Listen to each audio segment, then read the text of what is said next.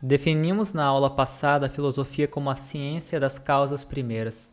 Convém agora, porém, explicarmos mais detalhadamente essa definição, e primeiro nos aprofundando na ciência e depois na primazia das causas.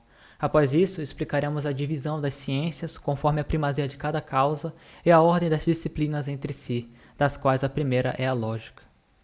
Ciência significa o conhecimento da coisa pela sua causa.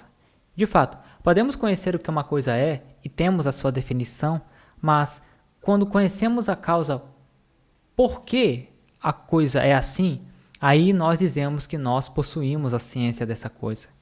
E é claro que o significado moderno de ciência é diferente do significado que a filosofia lhe dá, pois hoje em dia a ciência tem um sentido muito mais empírico e laboratorial que de fato racional e filosófico. Mas isso não é um problema, pois um termo pode ter muitos significados, embora um significado possa ser mais próprio que o outro, e o significado mais próprio de ciência é essa definição que acabamos de dar, o conhecimento da coisa pela sua causa. Quando conhecemos a coisa, mas sem conhecermos a sua causa, mas só a sua definição, nós temos o entendimento, mas não ainda a ciência. A ciência é um desenvolvimento do entendimento.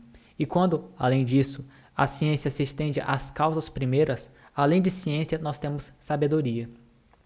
Agora, as causas podem ser 4. Causa final, causa eficiente, causa formal e causa material. A causa final é o motivo do porquê algo é assim. Por que esse artista fez essa obra? Por que esse rei tomou essa decisão? O artista fez essa obra para encantar os seus seguidores. O rei tomou essa decisão pelo bem comum da nação. Enfim. A causa eficiente é o princípio do movimento, da transformação, da mudança. Quem é que fez essa obra? O artista. Quem é que tomou essa decisão? O rei. A causa material é o recipiente da transformação que a causa eficiente causa, enquanto a causa formal é o princípio pelo qual o sujeito é o que ele é. Por exemplo, a causa material de uma escultura é o mármore, porque é o mármore que recebe toda a transformação que o escultor lhe aplica, ao passo que a causa final dessa escultura é a figura que o artista lhe imprimiu. A causa material de uma pintura é o quadro de madeira, enquanto que a causa formal é aquela configuração de tintas que forma a pintura. A ciência procura conhecer cada coisa por meio de cada uma dessas 4 causas, quando possível, pois existem algumas ciências onde não existe a causa eficiente, nem a final, nem a material.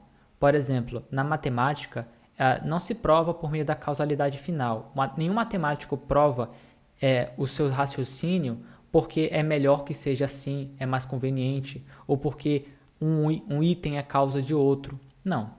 Então, na matemática, só existe a causalidade formal. Na metafísica, por outro lado, não existe a causalidade material, porque os itens metafísicos estão acima da matéria.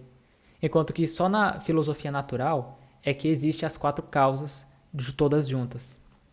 Agora, em cada gênero dessas causas, podemos encontrar causas primeiras e segundas, ou remotas e próximas. A causa primeira é aquela que, no gênero daquela causalidade, causa, mas não é causada. É a primeira, não tem outra causa anterior a ela.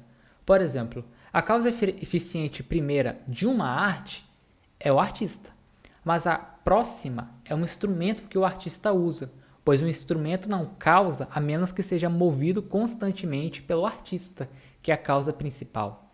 A causa material próxima de um corpo orgânico é a carne, digamos assim, e a causa material remota são os átomos. E no outro exemplo, mais claro, a causa primeira da humanidade é Adão. A causa próxima de mim é o meu pai. Agora, as causas primeiras podem ser primeiras ou simpliciter ou secundum quid. Elas são primeiras simpliciter quando são absolutamente primeiras. Ou seja, não existe nenhuma outra existência, entidade ou coisa que lhe seja anterior. E assim, a simpliciter, primeira causa eficiente e final, é Deus, pois Deus não é causado por absolutamente nada, nem busca nada senão Ele mesmo, mas Ele que é a causa final de todas as coisas. Por outro lado, as causas primeiras secundum quid são aquelas que só são primeiras num determinado gênero de coisas e não absolutamente. Então, por exemplo, numa empresa, A causa primeira é o CEO, o dono da empresa. Mas não é como se ele fosse a primeira causa de todas as coisas, mas sim porque dentro daquela empresa não existe nenhuma outra causa que lhe seja anterior, embora na existência como um todo haja sim. Então, ele é o primeiro só secundum quid e não simpliciter. A filosofia pode se tratar tanto acerca das causas simpliciter quanto acerca das causas primeiras secundum quid. E para cada primeira causa, há uma parte diferente da filosofia. E podemos dividir a filosofia em 3 partes: a parte que trata da lógica, a parte que trata do mundo e a parte que trata do homem. A parte que trata da lógica pode ser dividida em outras 2 partes, que na verdade são partes da mesma ciência: a lógica formal e a lógica material. A parte que trata do mundo pode ser dividida em outras 2, que agora sim são ciências diferentes: a filosofia natural, ou cosmologia, e a metafísica. A que trata do homem pode ser dividida também em outras 2, a ética e a política. Isso aqui também são ciências distintas. A cosmologia, por sua vez, na segunda divisão, pode ser dividida em outras 4 partes: a cosmologia geral, que trata das causas comuns de toda a natureza, a matéria, forma, etc. A cosmologia cinética, que trata do movimento local e das causas do movimento local, que antigamente era relacionada com a astronomia, porque os astros só tinham um movimento local. Tem também a química, que trata dos movimentos de alteração, e a psicologia, que trata do movimento de crescimento, que é mais propriamente dos seres vivos. O aluno não confunda aqui psicologia da filosofia com a psicologia laboratorial moderna, pois a psicologia moderna trata só da mente, mas a psicologia antiga trata da alma. Tanto é que a etimologia de psicologia é o estudo da alma, né? E como a alma é o princípio dos seres viventes, por isso que a ciência que trata do movimento e de crescimento, que é o mais propriamente dos seres vivos, é chamada de psicologia. Também alguns outros, especialmente os latinos, costumam chamar esta parte da filosofia natural de animástica, porque trata da alma, ânima. A metafísica, por outro lado, pode ser dividida em metafísica comum, ou ontologia, que trata da propriedade da existência, que é comum a todas as coisas, ou metafísica especial, ou teodiceia, que trata de Deus e as suas propriedades.